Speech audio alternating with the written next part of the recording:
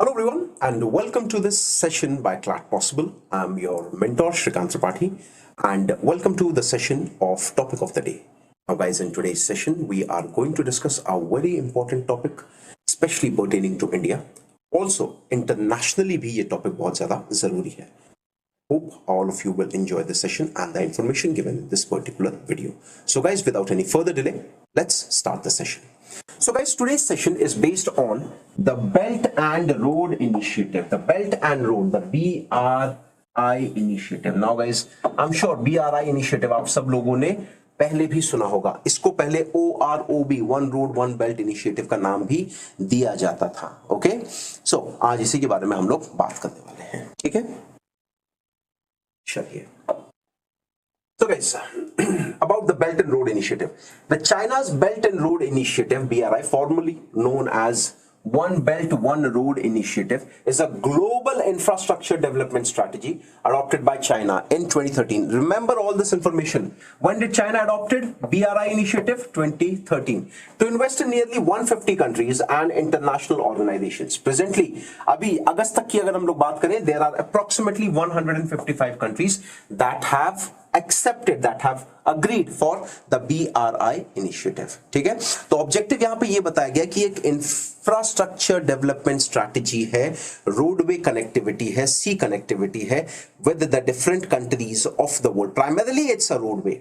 ठीक है, roadway connectivity की यहां पर बात हो रही है. ठीक है, aim of China's belt and road initiative to build a trade, investment and infrastructure network connecting Asia with Europe and Africa along with the ancient trade routes. जो पुराने ट्रेड रूट्स होते थे ना बेटा, उनकी मदद से आज की डेट में China wants to connect with, in fact China Asia का नाम भले ही ले रहा है, but primarily it's China that wants to connect with Europe as well as with the African continent. Okay. Now, what are the different routes? Primarily routes के बारे में यहाँ पे हम लोग बात करें. New Silk Road Economic Belt. New Silk Road.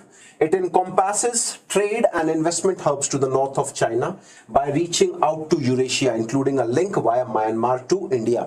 India को भी BRI से जुड़ने की बात की गई थी, but India ने उसको outrightly रिजेक्ट कर दिया. क्यों? इंडिया ने बोला कि भाई ये हमारा, सबसे पहले तो इंडिया अपोज इसलिए करता है बिकॉज ऑफ द CPEC. आपने बिना हमारी परमिशन के, और परमिशन तो देने वाली कोई बात ही नहीं होती वहां पर यार.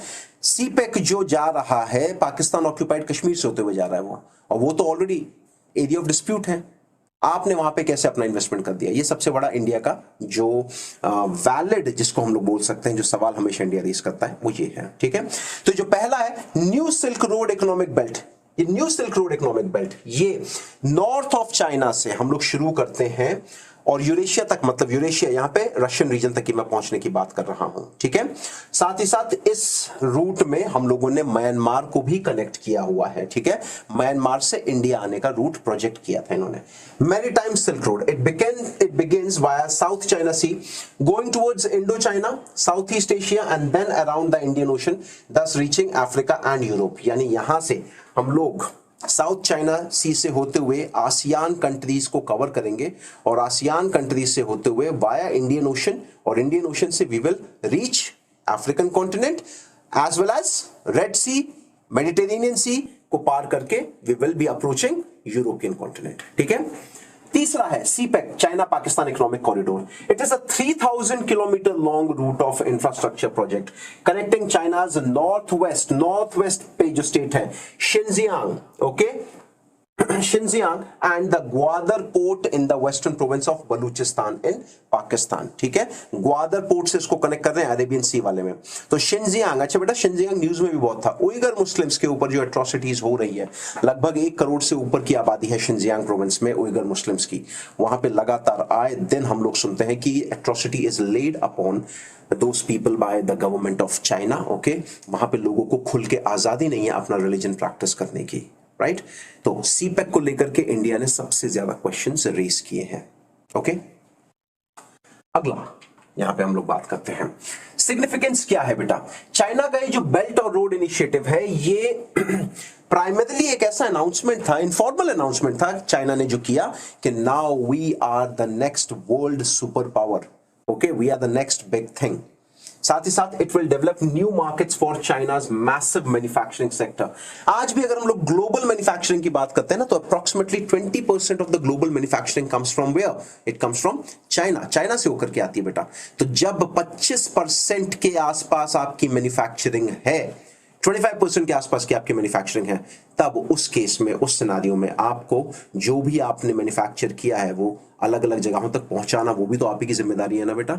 तो how it can be obtained? It can be obtained using a particular route. ठीक है। It will put forward China as a maritime power in the South China Sea and in the Indian Ocean. Obviously बात है, root connectivity होगी, presence होगी, China का ही जहाज हर जगह आपको दिखाई दे रहा है। इट्स नॉट मैंडेटरी कि मिलिटरीली आप अपने आप को प्रूव करो, बट अगर आपने इकोनॉमिक मीन्स से, इकोनॉमिक तरीके से अगर अपनी सुप्रीमेसी दिखाई है, अपनी सुप्रीमेसी बढ़ाई है, तो वो सबसे बड़ा अचीवमेंट होता है। देखिए, America first became a economic super power and then it became a military super power. Okay, तो पैसा जरूरी है। तो चाइना को भी बात समझ में आ रही है, एंड ये सब जानते हैं कि United States of America sees China as a very big threat. ठीक है, तो बहुत बड़ा थ्रेट के तौर पर देखता है। अब अगर इंपैक्ट की बात करते हैं तो इंडिया के ऊपर क्या इंपैक्ट पड़ रहा है, थोड़ा सा उसको समझते हैं। Violation of India sovereignty, the CPEC violates Indian territorial integrity as it passes through PoK. मैंने अभी आपको बता दिया कि भैया पीओके से आप लेकर के जा रहे हो। ओके, तो सबसे पहले इंडिया ऑब्वियसली इसके बारे में बिल्कुल भी अग्री करेगा ही नहीं। Militarisation of India's neighbourhood, India strategic and national interest are closely linked to peace and stability in the IOR. अब देखो श्रीलंका पहुंच गए लोग, Hambantota port, they are planning, Chinese they are planning, मतलब in fact they have reached Bangladesh. Myanmar में इनका काफी अच्छा कंट्रोल है ही। नेपाल को इंडिया के अगेंस्ट ऑलरेडी इन्होंने करके रखा हुआ है। नेपाल और इंडिया के बहुत अच्छे टाइज होते थे।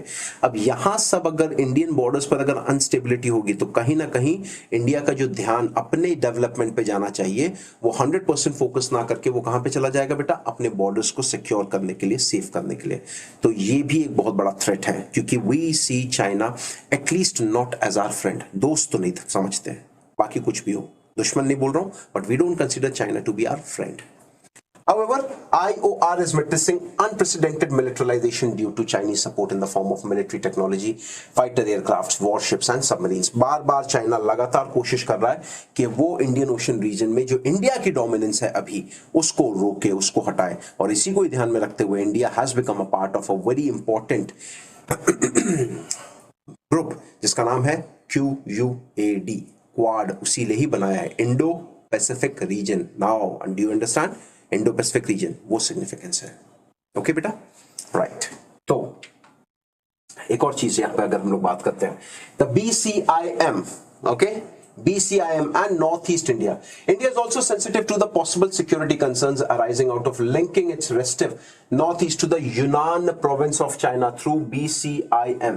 Bangladesh, China, India, Myanmar Economic Group Corridor proposed as a part of BRI in 2015. India ने तो मना कर दिया, but बाकी लोग तो अग्री कर रहे हैं ना, बांग्लादेश और म्यांमार तो है ही।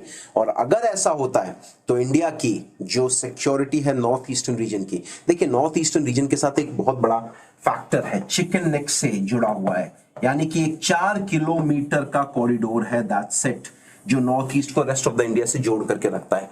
और वो बहुत ही सेंसिटिव एरिया है इंडिया के लिए, and because north east is a part of India, वहां पे सिक्योरिटी, सेफ्टी, सारी की सारी चीजों की जिम्मेदारी किसकी बन जाती है? भारत की सरकार की। तो अगर चाइना इतना नजदीक पहुंच रहा है ना हमारे बॉर्डर्स के, सोचने वाली बात हो जाएगी। Then we have to be very careful. ठीक है, okay. So guys, this was with reference to today's session of Belt and Road Initiative. I hope all of you understood what exactly the BRI initiative is, कब आया, कितने countries presently है, what would be the impact on India, क्या क्या initiative है। ठीक है, अच्छा, इसके बदले में इंडिया भी कुछ कुछ कर रहा है बेटा, उसको किसी और सेशन में डिस्कस करेंगे। Till then, just watch this video, okay? Try to take all the possible information that is available in this video. I hope all of you like this session. Will be coming up with more such short videos, okay? Please guys follow us on Instagram as well as on YouTube, okay? This is your mentor Shrikant Tripathi. See you soon in the next video. Till then, bye bye, take care. Thank you very much.